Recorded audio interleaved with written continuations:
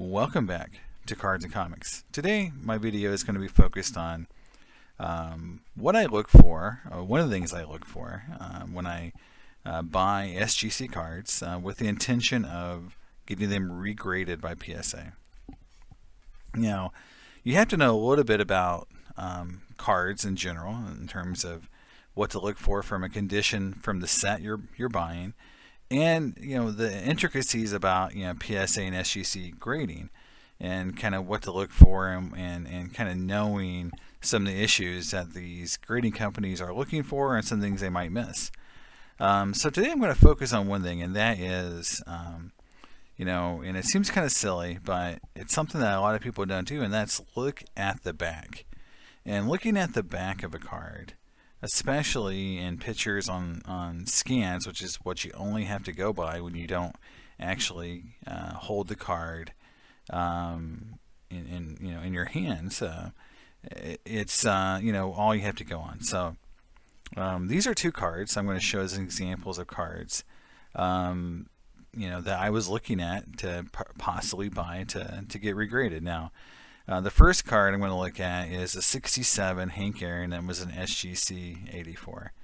And so I'm going to open the image here and kind of make it bigger. And I just want to show the card itself, and it caught my eye because it was centered, which is a big thing. It's a little angled. You can see a little bit of a diamond cut, but it's very common for 67. So from the front of the card, I cannot see anything that's a really big red flag right now, except maybe, and this could be a issue with how the card is cut, and just this left edge here. It looks a little wavy, but again, that could be just a trick of the camera. It could be just how that insert was cut. So you can't really base it off that scan alone, but it's just something to look at. So, this card was in my watch list. And so when it finally came up, closer to time for it to end, I went and looked at the back, because that's a big thing you got to do, is look at the back of these cards, especially SGC, because if you watch my SGC to PSA video where I go through some of the cards I had and why they graded so lower once they came in from PSA, the back was the culprit a lot of times, and SGC seemed to miss a lot of stuff. And then, so when you flip this card over on its back, you'll see a few things. One is this corner up here, this upper right corner, definitely has some issues with it. And not only is it blended, which isn't always going to prevent the card from grading an 8, but the whiteness on the back, especially on these colored backs, is an indication of damage, and that's a pretty big indicator that that card has been more than just blended on the end. It's got some real damage. And then if you go down here to these two corners, you'll see the whitening around both those edges and on the corner itself. And so that's a lot of damage on that card back, and showing that the damage could be front to back. And you'll hear this term a lot with graders, is front to back damage means basically that the damage on the front continued to be on the back of the card. So basically, whatever happened on the front happened on the back, and that's considered a lot more damning to the grade, or will affect the grade a lot more than something that's just affecting one side of the card or the other. So in this case, you got damage, I think, especially on this upper right corner, that went from front to back, and these two bottom corners are missing a lot of the color. And so those are three really big telltale signs that, invisible to the naked eye, so PSA is going to be able to see this. And so you've got, three things here that are already in a negative. So could this card get a PSA 8? My opinion is going to be no. It has very little chance of getting a higher grade. Can it cross over to a PSA 7?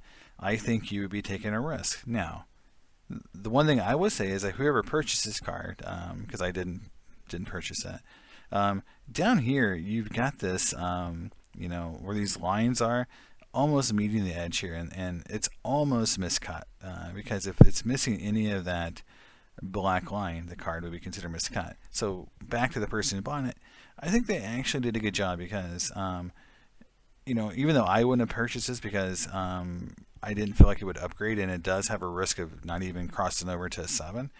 I do feel like, if you're going to take a shot, one thing to look at is the PSA 7 recently has been bringing some good money. It's been bringing between 450 and 525 the last 3 sales. So really, let's say you can get this card regraded when prices come back to normal for $40 to $50. So you've got $375 into the card, and it comes back a 7.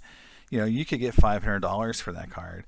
So you're still going to make $100. So I think it was a good bet for someone, but I would view it at less than 50-50 that the card's going to come back a 7 based on my experience and what that card looks like. It looks closer to a 6 to me, especially with PSA's recent history and being a little tougher. So again, that's just how I would view that card. Now moving on to the next card that I saw, it was a 69 Rod Carew, and so I'm going to open this image, and I'm using VCP, and if you look at this card, you'll see that it too has some dings on these corners right here, right? And a lot of people view these kind of as being pretty negative to the card. If I can see any damage to the corner. However, a lot of PSA 8s have these kind of dings, and PSA 8s are not perfect cards. So this is this amount of wear on a PSA 8 is still fine. The card is well centered, a little bit of a tilt, but not much, not enough to ding it for the grade, right? For the next grade, which this card was an SGC 86 fullback, and so the next grade up to me would be, can it be an 8? So if I go down to the back image, and this is where, again, looking at the backs of these cards is so important. You blow that scan up and you can see right away there is very little front to back damage or color missing on this card. The edges are clean. There is no damage on the back of the edges. I didn't point out that there was some whitening on the edges of that 67 Aaron. Again, that's more damage to the card. So all that added up, the 3 corners that had whiting, the edges that had whiting, very close to being miscut on the back. That card just wasn't for me. It was a little risky.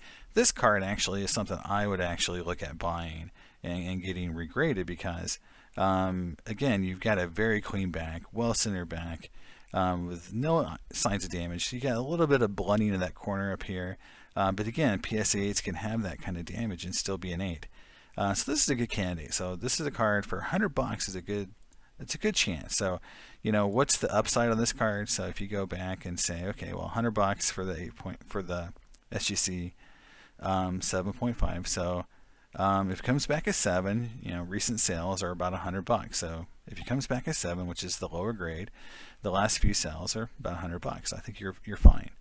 If the card comes back in 8, and the last sales have been closer to $300, $275 to 3. Let's call it $275 for the last 3 sales. So you're going to make about $150, $125 to $150, depending on how much you pay for grading. So you would make more money on this card than actually getting a 7 on that Hank Aaron, which like I said, I felt like I had a less than 50% chance of getting. So that's how I look at cards like this, and when I make decisions on buying. This Carew to me was a much closer to the grade itself that I felt like, and it, so it was more accurately graded by SGC. The back had no really physical signs of front to back damage, and I felt like I had a much higher chance of getting an actual pop. That Aaron, I would say, has zero chance of getting a higher grade, and it would be lucky. I say 50% chance of coming back again as a 7. I think it has a much better chance of probably coming back a 6. And so for that reason, I wouldn't have purchased that card. But this 69 Carew was a card, I definitely would have purchased. So that's how I look at it. That's just, so looking at the back is really important. And I'll be posting more tips on what I look for SGC cards when I see them, because, I look at these cards all the time, and I have, I've probably done well over 100 SGC crossovers by now, and I'm getting kind of a feel for it. So, I want to share my advice with you guys, and I will talk to you next time.